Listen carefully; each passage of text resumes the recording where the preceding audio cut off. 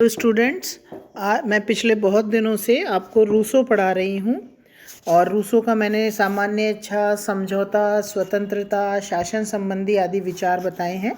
आज मैं रूसो का अंत करते हुए, मतलब रूसो को ख़त्म करते हुए, रूसो के राज दर्शन में निरंकुशतावाद के तत्व, क्योंकि उसने सामान्य इच्छा को सर्वोपरि बताया था, उसके आगे कुछ नहीं था, उसको ख़त्म नहीं किया जा सकता था, तो वो आपको करा रही हूँ। रूसो के राजदर्शन में स्वतंत्रता, व्यक्तिवाद, जनसंप्रभुता, लोकतंत्र का प्रतिनिधि विचारक माना जाता है रूसो को, जो है, और ये हम उसके दर्शन में पढ़ते हैं। किंतु यह भी एक आश्चर्य की बात है कि अपनी सामान्य इच्छा के सिद्धांत द्वारा जन संप्रभुता का समर्थन करते करते, मतलब उसने इतनी अधिक जन संप्रभुता बताई थी या सामान्य इच्छा को इतना अधिक सर्वोपरि बता दिया था कि उसको निरंकुश मानने लगे या निरंकुशतावाद में वह परिवर्तित हो गई। रूसो ने अपनी प्रसिद्ध पुस्तक सोशल कॉन्ट्रैक्ट में मानव स्वभाव का चित्रण करते हुए आदिम मनुष्य को पशुतुल्य, निष्पाप और आदर्श बर्बर बताया है।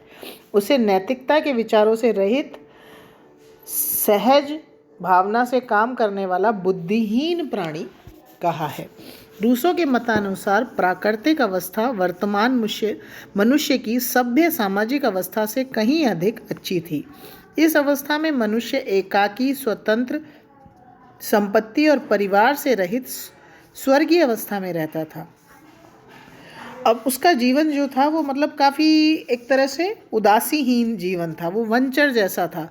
किंतु वह स्थिति अधिक दिनों तक नहीं रही। संपत्ति ने मनुष्य के अंदर मतलब ये भावना ले आई कि प्राकृतिक अवस्था की सुख शांति खत्म हो गई या नष्ट हो गई। धनी व निर्धन का भेद उत्पन्न हो गया। अमीरों से निर्धनों पर अत्याचार और निर्धनों ने अमीरों के विरुद्ध षड्यंत्र करके प्रारंभ कर दिए। अंत में इस व्यवस्था से छुटकारा पाने के लिए व्यक्तियों ने अनुबंध के आधार पर राज्य की स्थापना की।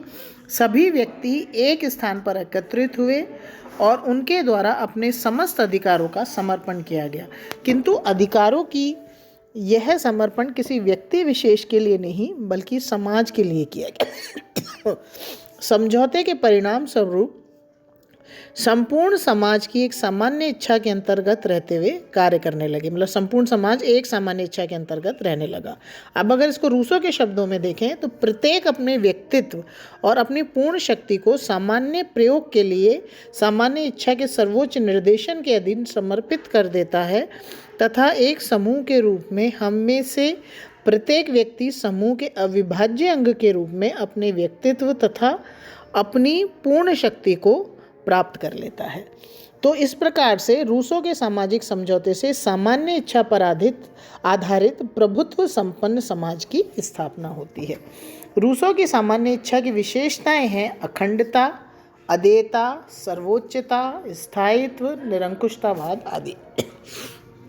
रूसो के सिद्धांत में जनता द्वारा अपने समस्त अधिकारों का समर्पण सामान्य इच्छा को कर दिया जाता है और जनता को किसी भी परिस्थिति में सामान्य इच्छा के विरोध का अधिकार नहीं है। मतलब जब उसने अपनी सामान्य इच्छा में अपनी इच्छा को मिला दिया तो फिर जनता उसका विरोध नहीं कर सकती है। इसीलिए जोन्स ने कहा है कि रूसो की सामान्य इच्छा विषयक सिद्धांत में कुछ ऐसे अस्थिर तत्व हैं जो उसे जनतंत्र का समर्थन की ओर से हटाकर निरंकुश शासन के समर्थन की ओर ले जाते हैं। मतलब वो रूसो सामान्य इच्छा को इतनी अधिक शक्तियां दे देता है कि एक तरह से जिसको भी वह इच्छा प्राप्त होती है, मतलब जो वो काम करने लग जाता है, जिसके हाथ में शासन सत्ता चली जाती है, वह व्यक्ति निरंकुश हो सकता है। ड्राइड के अनुसार रूसो सामान्य इच्छा की आड़ में बहुमत की निरंकुशता का प्रतिपादन तथा समर्थन करता है। तो इस तरह से रूसो की सामान्य इच्छा के अंदर हमें निरंकुशतावादी तत्व मिलते हैं। Thank you.